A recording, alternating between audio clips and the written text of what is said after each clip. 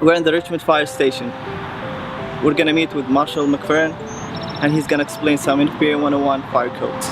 We all know that safety is important, but among all things, measuring plays a very crucial role. We are going to talk about how measuring is key in making sure our buildings are up to standards. The following steps should be followed when considering the clear width of swinging door assemblies.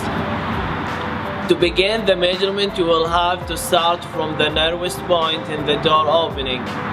To measure appropriately, the measurement should be accounted at the face of the door leaf and the stop of the frame. However, if you are dealing with a new swinging door assembled, the measurement should be accounted with door leaf open 90 degrees. Well, a swinging door assembly is just a doorway that is in your exit path. So This would be a swinging door assembly.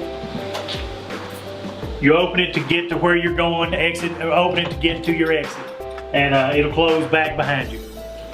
In the situation of calculating the egress capacity width, you should follow the mentioned step swinging door assemblies. You do not have to consider at all toward the projections of not more than 3.5 inch at each side of the door's openings. Well, the measurement of means of egress is going to be a measurement of this swinging door assembly. Opened all the way, 90 degrees, and you measure it from the stop, which is the door jamb here, the stop, to the door leaf, and that will give you your measurement. And so a 36-inch door doesn't give you a full 36-inch exit width.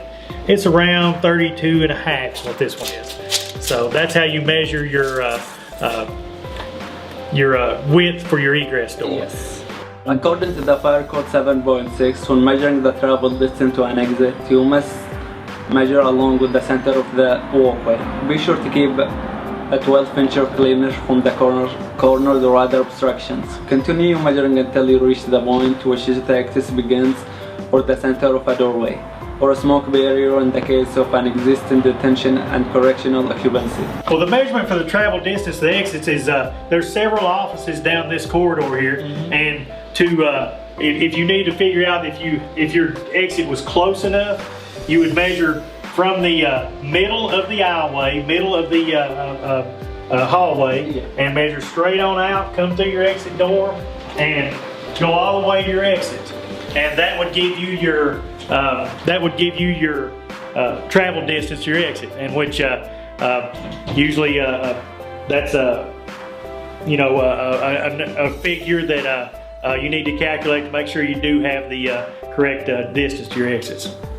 According to Fire Code 7.3.2, when measuring overload of a means of egress, make sure to start the measurement from the nearest point of the egress component. 4.5 inch is the maximum.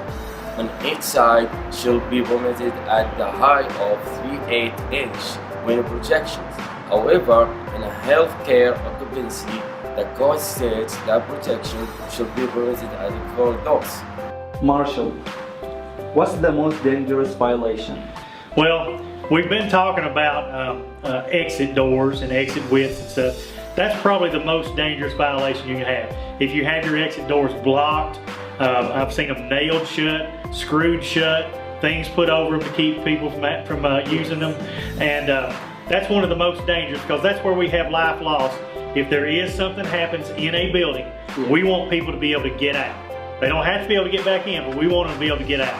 So keeping exits clear and free and making sure you have enough exits, they're marked well, and the doors work well in the exit passageways, that's a very, very important fire code. Have you ever missed a violation that later caused any problems?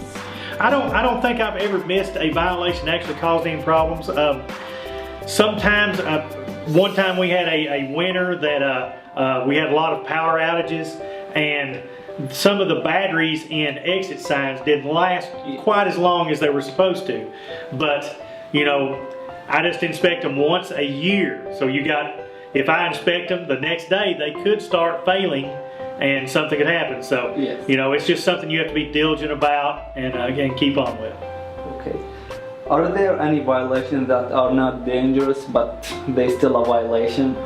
Well, fire extinguishers. A lot of people, you know, they're afraid of fire extinguishers, don't know quite how to use them or whatever. Yeah. And we don't really jump up and down about them, even though it's supposed to be inspected annually.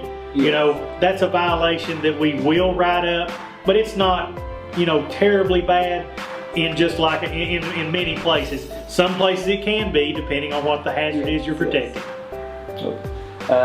Would you like to give any advice for the professors and that students that are watching the video right now? Not really any advice, just I do enjoy doing this.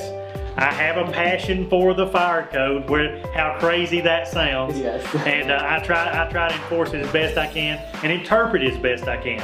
And many times that involves asking, you know, professors or other fire marshals or other firemen or however, how they interpret a code and how that's to help me to handle that. So it's just a good thing for the cooperation of your local fire department and your local instructors and professors and stuff like that. Yeah. I just appreciate that.